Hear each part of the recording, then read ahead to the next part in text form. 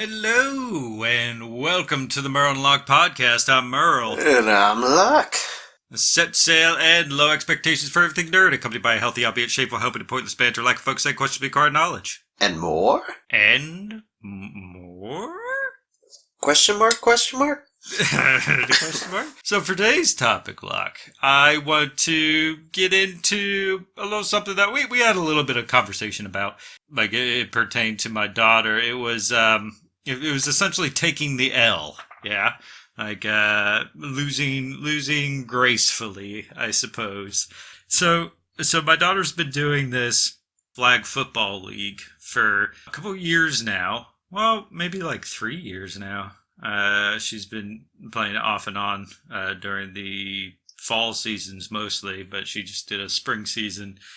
It's good fun. Like I really enjoyed it myself. Like being able to watch her, participate with this team, and it's not like it's not like a big investment of time, for the kids, because it's like, practice is only like twice a week, and then they have games on Saturdays. Yeah. Right. So it's something to kind of like get her used to, like warmed up to doing a more serious league, participating as far as participating in sports.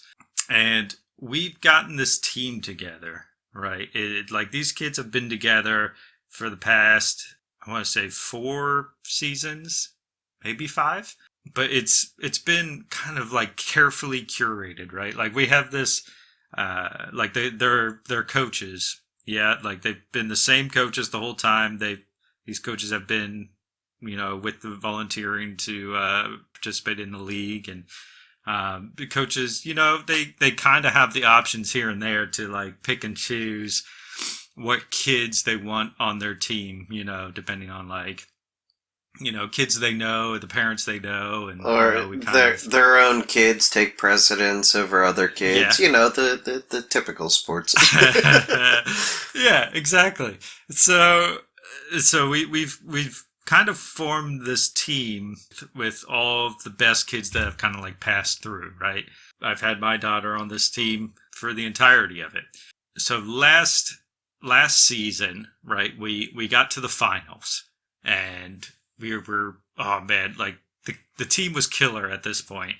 They're working so well together. They're just like a well-oiled machine. And we got to the finals, and things, kind of seemed unfair, right? Because the league was still trying to iron out some things, as far as organizing the sport. And I get it. It was kind of a new thing. They were still trying to get their feet under them, or they weren't used to having so many kids participating. So it was kind of difficult to get all these teams together. And we get to the finals, right? But it's also our team's semifinals. So what we had to do was we had to send our kids out. They had to do their semifinal game, and they won. And then straight after that, they had to do their finals with a team that didn't play at all that day. Like the top 2 teams was our team, who have just got done playing their semifinals game, and they're playing against these fresh guys who've been sitting back drinking their juice boxes and getting amped up for the game. Exactly. And like we were so hopeful about it, like going into the season, because this was they were just exiting this age bracket, right? So they were the big kids. Our kids were the big kids of the league. So we had like really high hopes that they were gonna take it. But by the time they got to the finals games, they were all worn out because they just had a game, and it was a load of crap, and they lost by 12 points, which really sucked. The kids just didn't have it in them anymore, so they got second in the league. Like we came back this season. This time we were the young bucks. All of our kids were like the younger kids in the age bracket. So, we were kind of apprehensive about it. We were like, well, we'll try our best, right? And this was like the last last season of our team because the coaches were moving on to different things. Like our one coach, he's a contractor of sorts, and he's moving out to Spain. And then our other coach, his son is moving on to tackle football. So this Moving is on his up. last. Yeah, so this is his last season as well, and a lot of the kids, are getting out and going into different sports. So this was our last season, last big push. We were like, we gotta see if we can take this win, and these kids wanted it, man. Which is good, right? Yeah, I mean, you want them to want it. Absolutely, and they're so excited, and it was so awesome to see them like put this together and work together, and how well they developed, and the friendships they built and everything. They trusted one another, and it was amazing to see. And they won almost all the games except for they lost one game during the regular season against this team that went undefeated. Like no one could defeat these kids. And that was early on in the season that we faced them, and we were like, oh, well, maybe we might have a chance, come finals time, because we knew they were going to go to the end. Turns out, like, we make it to the finals. We made it all the way to the finals, the final two, and we're faced up against these guys that we had lost to earlier in the season. Oh, I didn't realize that you guys had lost to them before. Yeah.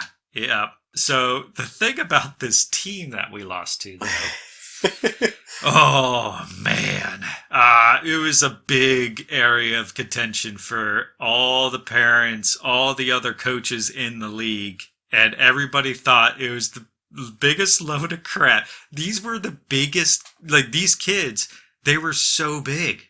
They were How big were they? Twice the size of the rest of the children in the league. See, those weren't kids; those were full-ass adults. Yeah, we would make jokes, right? Like me and like I would stand there with the coaches while we were, watching games and whatnot, and we'd look over at this team, and we're like, yeah, that guy has a sleeve tattoo, and a couple of them drove themselves to the game today.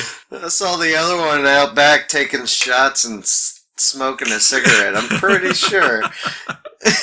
One of them looks like Randy Savage. I'm pretty sure.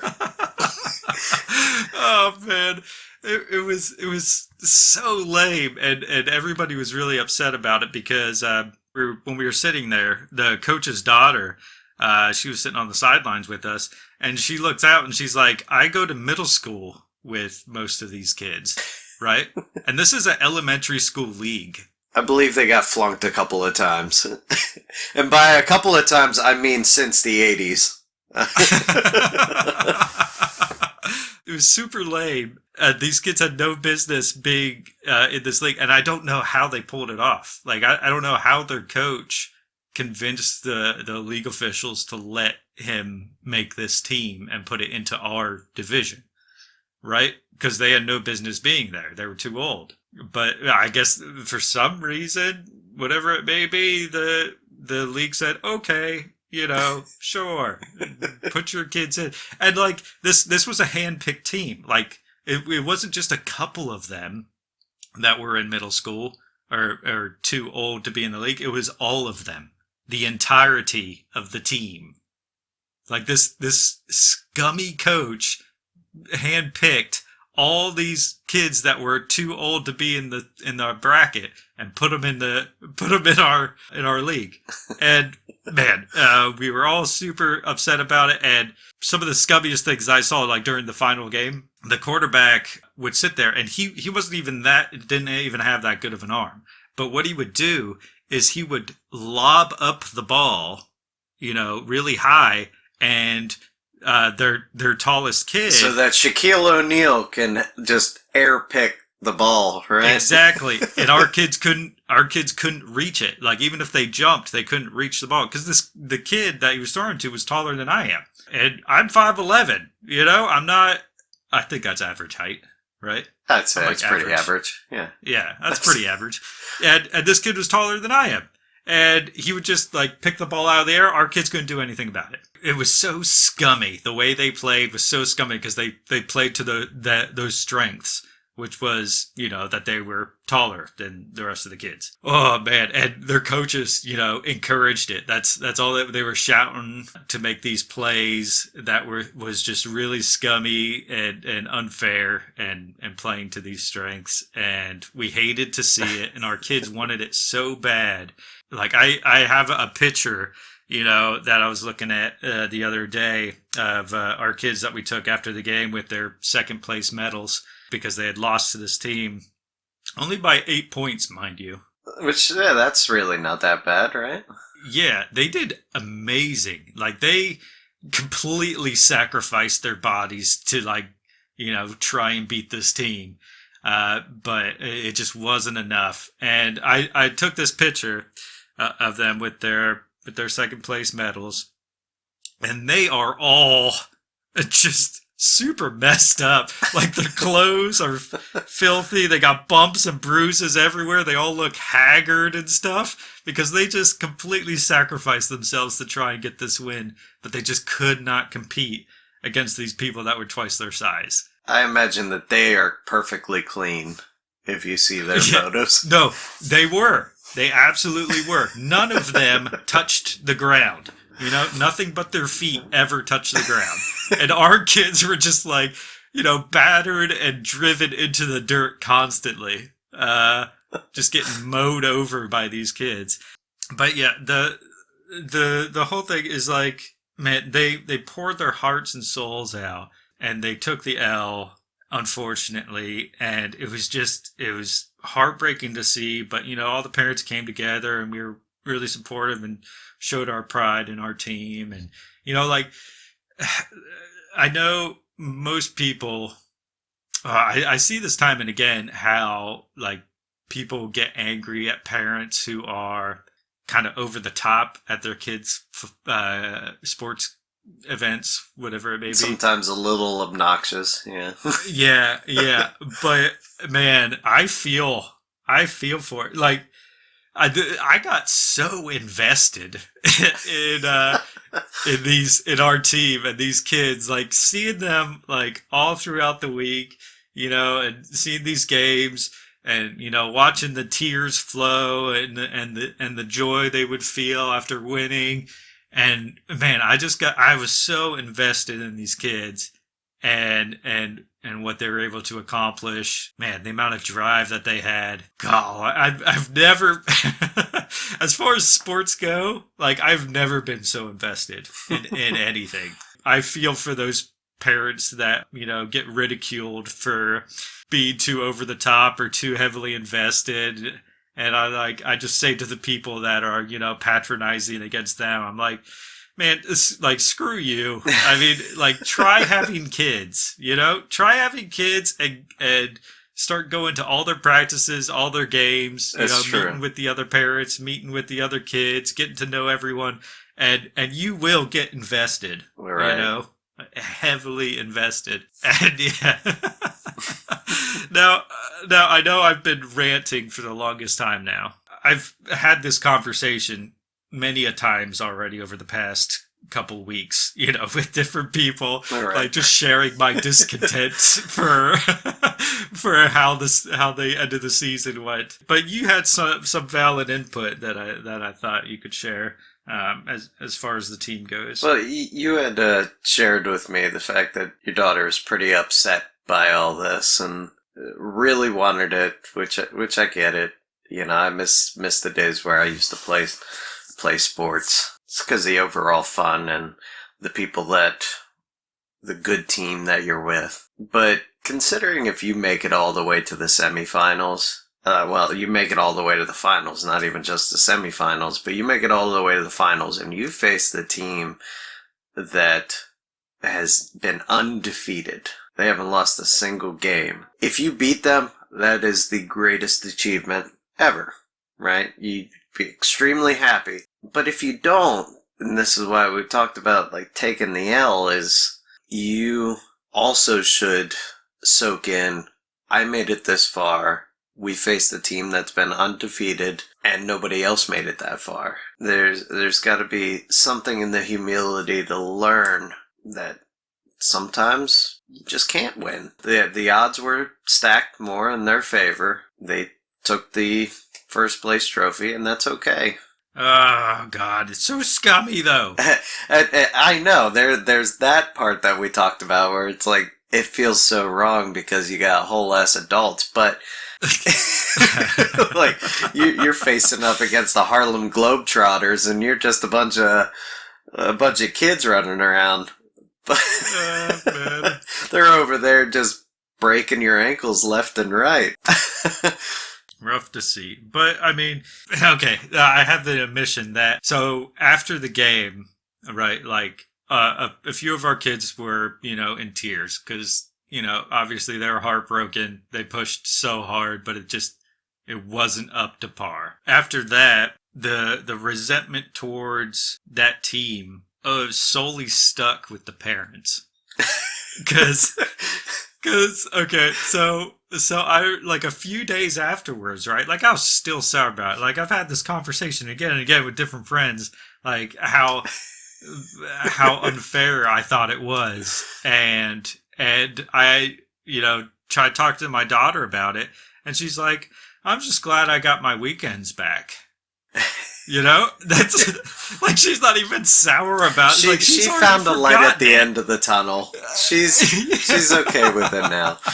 Oh man, like, I want to be sour towards this, and I want justice, but she's just like, I'm just glad I get my Saturdays back, And I'm like, you need to be more angry. No, I don't encourage her, have that resentment. Obviously, but I just think it's hilarious, like, especially my being so sour about it, and then she's the one that actually played the team, right? And she's already forgetting about it. You didn't put the blood, sweat, and tears into it, but yeah, exactly. Oh God, I didn't put anything forth, and lose against that team, and I'm the one that's sour. Like, how does that make sense, right? I guess it's like for the sake, of my child, right? I mean, it's hard to see your child being treated unfairly, and obviously, anyone or any group of people that do treat your child unfairly, you'll hold resentment for. Perhaps that's what the issue is. I don't know. How do you circumvent that? I don't know. But I'm just gonna kind of muddle around in this pool of hate that I've created for this team. Yes, let the hate consume you. And the funniest thing, right? Like, all the teams in the league are named after NFL teams, right? Right. Yeah. And do you know what this undefeated team's name was? Tell me it's the Patriots. No, it's not the Patriots. Because then I'd be like, cheating. They deflated the ball. That's... No, it was actually the Cowboys. Oh. The Cowgirls. Got it. Which is my brother's favorite team. Right. So I have this hatred for the Cowboys now that...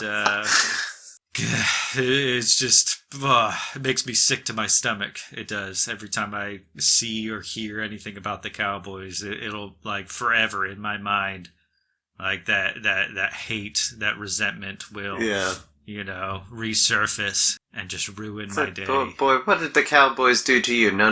It wasn't the real Cowboys. It wasn't. It wasn't those. It wasn't the NFL Cowboys. No, it was these teenagers, these grown-ass men portraying to be kids. The bastards. The bastards. As we talked about, it's nice that they didn't lose by that much. They stuck it to them. Hey, looking at that, you'd be like, we did pretty good, all things considering, with the odds stacked against us. I'm proud of them. I'm super proud of our kids and what they accomplished, and it just sucks to see all that. Like, you encourage them to put forth so much effort, right? Like, you put in all the effort, and you'll get there. You'll win it all. And they put maximum effort, and seeing them not get it all, I'm like, fuck. What does this teach them? Right. Well, it teaches them, even if you put your maximum effort or your best foot forward, there's still, a good chance that you'll come out empty-handed. you got to word it in a better way than that. you got to give them a sense of hope, Want to be like, you try your hardest, and that's it. There's nothing. You get nothing. You lose. Get silver max. That's. If Ricky Bobby's dad was here, he'd say, "If you ain't first, you're last." So If you ain't first, you're last. That's right. Man.